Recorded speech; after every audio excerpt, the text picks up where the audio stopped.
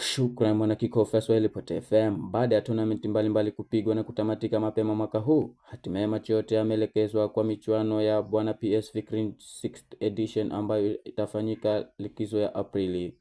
Itafanyika katika Ganze sub-county nzima. Hizi tu ni baadhi tu ya ratiba za kujipima nguvu kwa matayarisho ya michuano hiyo.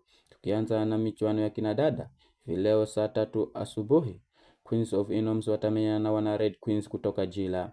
Kisha washindi wa tournament ya wasichana ya 50 edition ya Bwana PS ambao ni Miguso Talent wakamilishe ratiba saa 9 alasiri dhidi ya Queens of Inoms. Mechi hizi zitapigwa zote katika uga wa Atalanta. Katika ratiba ya wavulana weekend hii, kikosi cha Umeme Stars kitasafiri katika uga wa Mguso Ground Mnagoni kumenyana na wenyeji ambao ni washindi wa Tungule Cup wana Red CFC.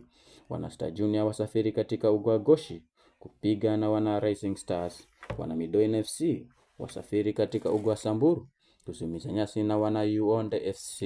Ratiba hapo kesho Jumapili saa 9 alasiri, Dawinhat FC watakaribisha wana Mweza Moyo FC nyumbani. Kisha katika uga wa Kampung, kikosi cha Kambejans kitasafiri kumenyana na wana Star Junior. Katika uga wa Tangatsini Primary kutaweza kuchezwa michuano miwili. Fagosite FC watamenyana na Moving Stars kesho saa 8 mchana. Kisha mechi ya pili itapigwa saa 10. Wana Beast City FC utamaliza ratiba na wana Fagosite. Kufikia hapo na shukuru wewe kwa kutenga muda wako na kunisikiliza. Nikiripoti nikiwa eneo bunge la Ganze, kaunti ya Kilifi, kwenye kikofu ya Swahili Pot FM. Jina langu ni Double KR.